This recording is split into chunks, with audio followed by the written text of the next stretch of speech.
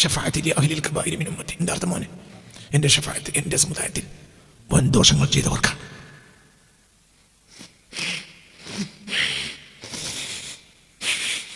നിങ്ങൾ വൻ ദോഷം ചെയ്ത് പോയിക്കൊള്ളിടാന്നല്ല, എൻ്റെ ഷഫാഅത്ത് ഞാൻ ആർക്ക് കൊടുക്കും?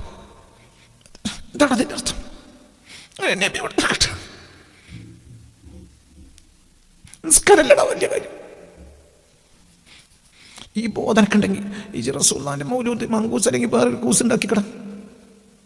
വാബി പറയാൻ നിങ്ങൾക്ക് മങ്കൂസ് പറ്റുന്നെങ്കിൽ വേറൊരു കൂസ് ഉണ്ടാക്കിക്കോ. ഏത് നിസ്കാരത്തിന് മുമ്പും ശേഷം മങ്കൂസ് അല്ലെങ്കിൽ വേറൊരു മൗലൂദ് ഉണ്ടാക്കി ഓടും. എന്തുകൊണ്ട്? ഇത് തെറ്റിതാ ഞാൻ എന്നെ ഒഴിവാക്കൂല. ഷഫാഅത്തി ലി അഹ്ലിൽ കബായിരി മിൻ ഉമ്മത്തി. അഹ്ലിൽ കബീറത്തല്ല, കബീറത്താണ് ഒരു ദൻദോഷം. കബായിർ എന്നാൽ എല്ലാ ബന്ധോഷം ചെയ്ത് ഓർക്കാണ് ഞാൻ കൊടുക്കുക. ഞാൻ അള്ളാഹിനോട് പിടിച്ചിക്കാണ് എത്ര കുടുങ്ങിയിട്ട് എൻ്റെ ഷഫാഅത്ത് ഞാൻ വിട്ടിട്ടില്ല. എൻ്റെ ദുആ ഞാൻ ഒഴിവാക്കിയിട്ടില്ല. ഈ ദുനിയാവിൽ പല നബിമാർ ദുആ തീർത്തു, ഞാൻ ദുആ തീർത്തിട്ടില്ല. കാരണം തമ്മാടിത്തരം ചെയ്ത മനുഷ്യന്മാർ എൻ്റെ ഉമ്മത്താണ്. അവരിൻ്റെ അടുത്ത് വരുമ്പോൾ എനിക്ക് ഓരോ നരകത്തേക്ക് വിടാൻ കഴിയൂല. ആൾക്ക് എത്ര സ്നേഹം എന്നോട്. അത് പഠിക്കുക. ഒരിക്കൽ ഈ അരിയത്ത് കൊണ്ടൊരു മൗലിയർ നിലമ്പൂരിൽ നിൻ്റെ അടുത്തേക്ക് വന്നു. നിലമ്പൂരിൽ നിന്ന് ഒരു 20 കൊല്ലം മുമ്പ് എൻ്റെ അടുത്ത് ഉസ്താദ് ഇത് ശരിയാണ്, കാരണം ബന്ധോഷികൾക്കാണോ ഇതൊക്കെ കൊടുക്കുക? അപ്പം ഞാൻ പറഞ്ഞു ശരിയാണ്. മനസ്സിലായില്ല?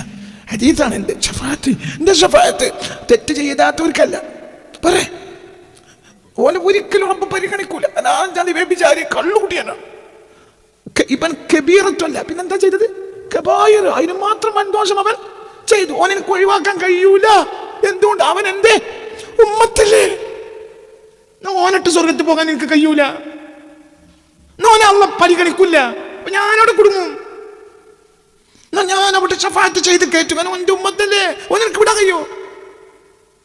നാട്ടുകാർക്കൊക്കെ തച്ചിട്ട് പുറം പൊളിച്ച് ഹാജരെടുത്ത് കൊണ്ടുവരാം. ഹാജർക്ക് ഒറ്റ പരിപാടിയുള്ളൂ. എന്ത് കരിയ എടാ, ഇങ്ങനെ ആയല്ലോ, എനിക്കെന്നെ വിടാൻ കഴിയൂല. ചിന്തിച്ചോരല്ലേ തല്ലേ പറയല്ലേ വാക്ക്. ആ സ്നേഹം തിരിച്ചു കൊടുത്താൽ യമുമിനോ. ബാക്കിയൊക്കെ നാടകങ്ങളാണ്. ഇതുണ്ടെങ്കിൽ ബാക്കിയൊക്കെ ഇബാദത്താ, ഇതില്ലെങ്കിൽ ബാക്കി നാടകം. ഈ ആളങ്ങനെ കൂടെ അറിയൂല. ഈ ആൾ ആരല്ലാത്ത ഒരാൾ അറിഞ്ഞിട്ടില്ല. എൻ്റെ റബ്ബല്ലാത്ത ഒരാളും എന്നെ അറിഞ്ഞിട്ടില്ല. അത് റസൂലുള്ളാഹിക്ക് കിട്ടിയ ഉമ്മത്തിന്റെ പ്രത്യേകതയാണ്. അപ്പൊ അവരെ സ്നേഹിക്കാൻ റസൂൽ തയ്യാറായതാണ്.